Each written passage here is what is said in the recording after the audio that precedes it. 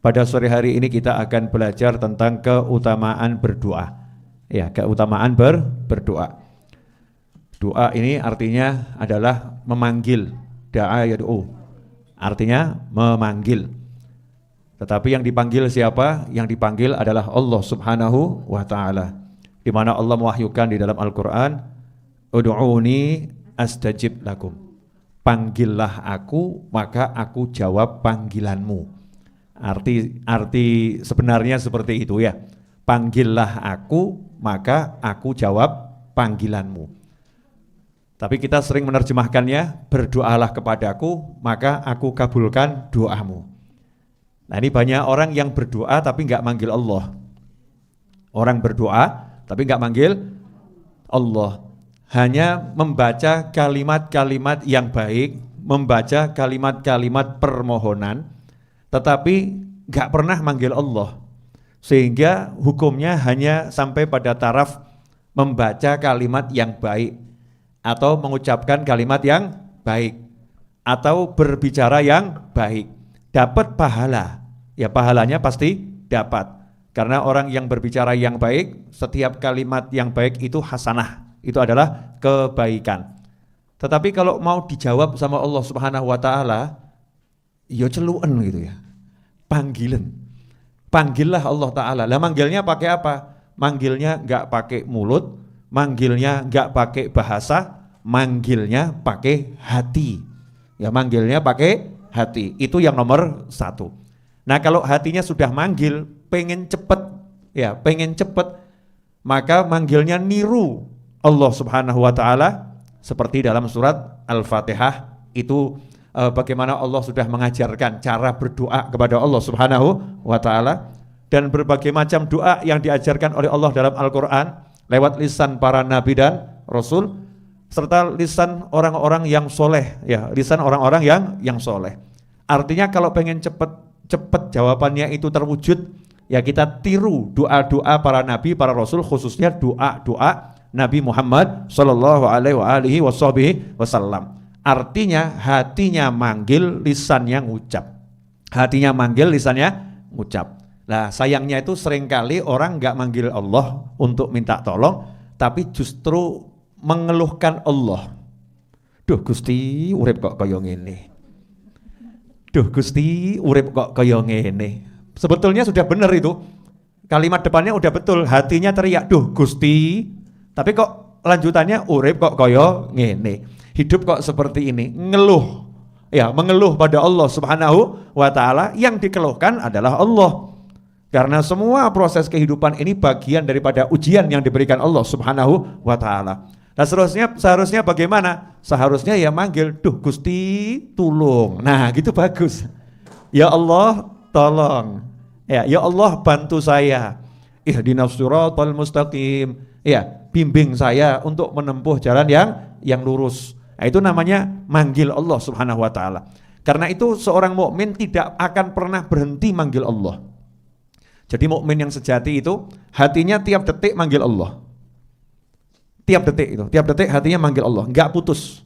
Ya, hatinya enggak putus manggil Allah Subhanahu wa taala. Tiap detik mau jalan manggil Allah, mau duduk manggil Allah, mau ngomong manggil Allah, mau minum manggil Allah, mau apapun yang dipanggil Allah Subhanahu wa taala, terus kontak, terbiasa. Makanya dikatakan ad-du'a mukhul ibadah. Doa itu adalah inti sarinya ibadah. Karena ibadah itu artinya menghamba. Menghamba itu artinya merasa dengan penuh kesadaran tidak bisa apa-apa, tidak punya apa-apa, dan bukan siapa-siapa, miliknya Allah, terus minta tolong kepada Allah. Itu namanya hamba, namanya budaknya Allah Subhanahu wa ta'ala. Nah, menghamba yang sejatinya menghamba adalah kalau orang sudah betul-betul setiap saat bisa doa. Makanya dikatakan as-shalah, salat itu adalah ad-doa. Salat itu isinya manggil Allah Subhanahu wa ta'ala. Mulai Allahu Akbar, ya manggil Allah, duhai Allah yang maha besar, ya Allah engkau yang maha agung, maha besar. Tidak ada yang besar hanya Allah Subhanahu wa ta'ala. Nah, ikhwani rahimakumullah, sayangnya seringkali kita meremehkan doa, tapi mengandalkan usaha. Meremehkan doa, mengandalkan usaha. Contoh, corona, Ya. Bagus pakai masker. Betul kan ya? Bagus cuci tangan. Sangat bagus. Bagus jaga jarak. Tapi lali sholat. Lali sholat. Merasa kalau sudah pakai masker, jaga jarak, cuci tangan, ya muslim ini, wes nggak usah sholat, tetap nggak akan kena corona. Tetap nggak akan kena corona. Lupa nggak doa pagi minta perlindungan dari Allah. Lupa nggak doa sore minta perlindungan dari Allah Subhanahu Wa Taala. Ini keliru. Itu salah. Seharusnya bagaimana? Doa dulu. Minta sama Allah Taala. Siapa yang sholat subuh dalam berjamaah, maka dia ada dalam perlindungan Allah sampai waktu maghrib. Siapa sholat isya berjamaah, dia dalam lindungan Allah sampai waktu pagi. Berarti kalau saya pengen selamat dari corona, nomor 1 sholat subuh, sholat isya jamaah. Baik menawa zuhur luput jamaah, yang penting isya ojo luput, kan begitu ya. Ya ini kalau maghrib luput jamaah, isya sama subuh jangan luput. Saya akan kejarkan isya sama subuh untuk jamaah. Kenapa? Tameng nomor 1 anti corona dan semisalnya. Ya, corona dan semisalnya. Nah setelah itu yang dohir-dohir dijalankan. Yang namanya cuci tangan, yang namanya jaga jarak, yang namanya pakai masker, yang namanya jaga imun, yang namanya olahraga. Dan yang paling penting hati seneng. Yang paling penting hati senang. Dan resepnya hati senang itu apa? Kalau hati bisa kontak pada Allah Subhanahu wa Ta'ala. Hatinya gumandul kata orang ya, berpegang teguh hanya pada Allah Subhanahu wa Ta'ala. Nah seringkali enggak manusia ini ngendelno isoni ya, mengandalkan bisanya, lupa kepada yang maha bisa. Lupa untuk minta, lupa untuk manggil Allah Subhanahu wa Ta'ala. Nanti kalau udah kejeduk, kepepet, delosor, nyungsep, baru duh Gusti ya, baru di situ nanti manggil Allah Subhanahu wa Ta'ala. Ya Allah jawab, ya ada apa hambaku, tolong. Iya, saya akan tolong kamu, tapi saya suka denger suara kamu. Sudah lama kamu gak manggil-manggil saya. Ben malaikat nyeluk ben rodok suwe titik. Ya manggilnya biar agak lama dikit, biar dia manggil-manggil saya terus. Ya Allah, udah malaikat saya tolong dia, saya selesaikan masalahnya. Tapi nanti setahun lagi, ben setahun ini jaluk terus. Rasa no, lali. Makanya dikatakan oleh Nabi Muhammad SAW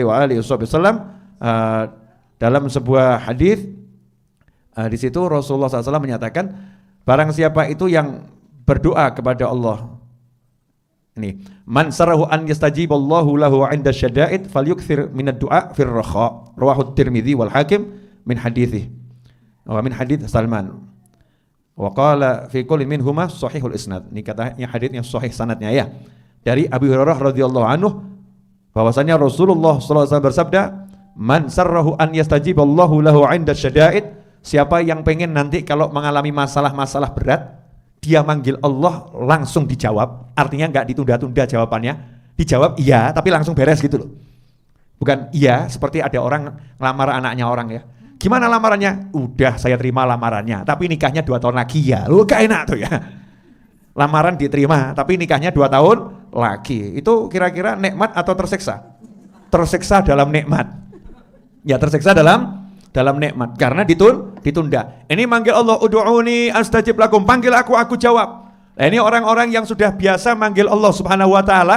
Makanya ada orang rada heran toh, Pak Yai itu kalau doa kok langsung kabul ya, kalau ada masalah kok langsung beres ya Pak Yai. Nah aku kita rewangi tahajud ya, biasanya tak rewangi tahajud, tak rewati poso Senin Kemis ya, tak rewangi sholat, zikir, doa macam-macam, tapi kok gak kabul ya, kenapa seperti itu? Jawabannya simpel, lah kamu tahajudnya ketika pasar sepi, lah kamu doanya nunggu sakit dulu, kalau sakit baru doa. Lah Pak Yai mau sakit, mau sehat, mau sepi, mau rame, mau ada corona, nggak ada corona ya, mau ada penyakit macam-macam, kan penyakit bukan cuma corona, macam-macamnya penyakit gitu kan. Mau penyakitnya macam-macam, Pak Yai itu doanya jalan terus, so pagi doa, siang doa, sore doa, malam doa. Ya, bengoknya itu tiap saat, manggil Allahnya tiap saat. Makanya berlakulah sabda Nabi Muhammad SAW, barang siapa yang pengen, barang siapa yang suka, ya barang siapa yang suka, kalau dia itu manggil Allah, waktu dalam keadaan susah-susah, indah syada'id, urusan yang berat-berat,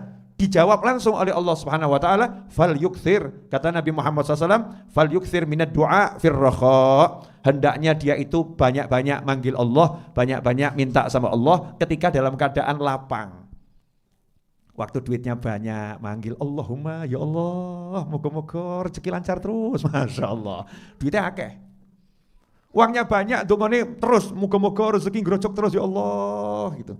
Ya Allah mudah-mudahan tuh ya Allah yang rezekinya seret-seret lancar ya Allah ya. Dia walaupun dalam keadaan senang gak lupa berdoa. Dalam keadaan sehat, sehat Allahumma ya Rabb, Allahumma beri saya afiah terus ya Allah. Mudah-mudahan sehat terus ya Allah. Meskipun nama saya bukan sehat wal afiah.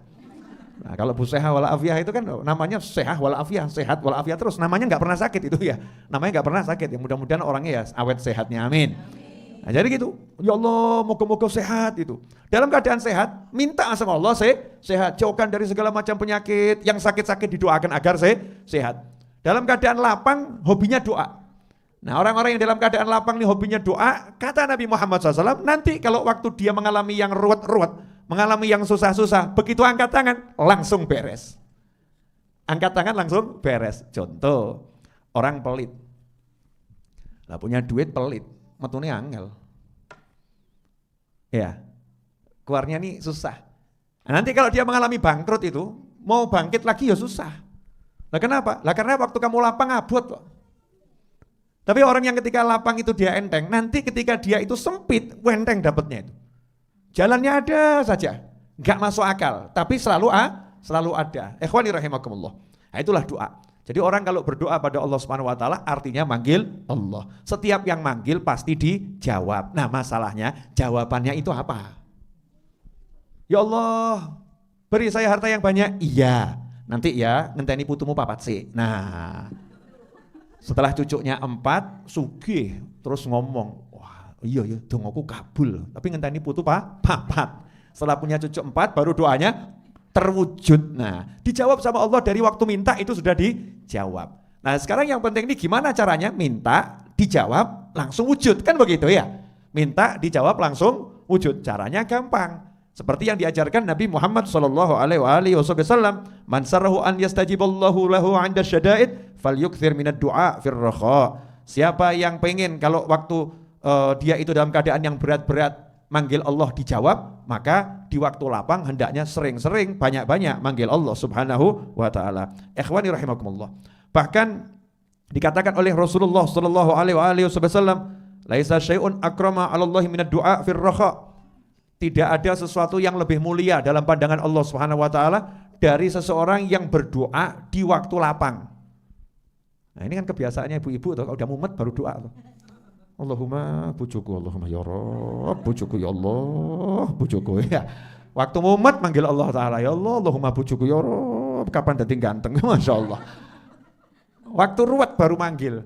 Tapi waktu seneng-seneng enggak lali, bahkan waktu seneng-seneng jilbab pun dilepas. I love you, muncul jilbab, rangkulan yang dalan ya. Betul sama suaminya, ya rangkulan di jalan, betul sama suaminya, tapi gak jilbaban.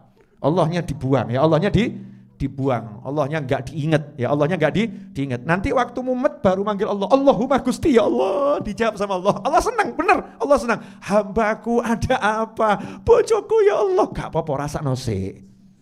Gak apa-apa, rasakan suamimu seperti itu. Itu untuk menghapus dosa-dosamu.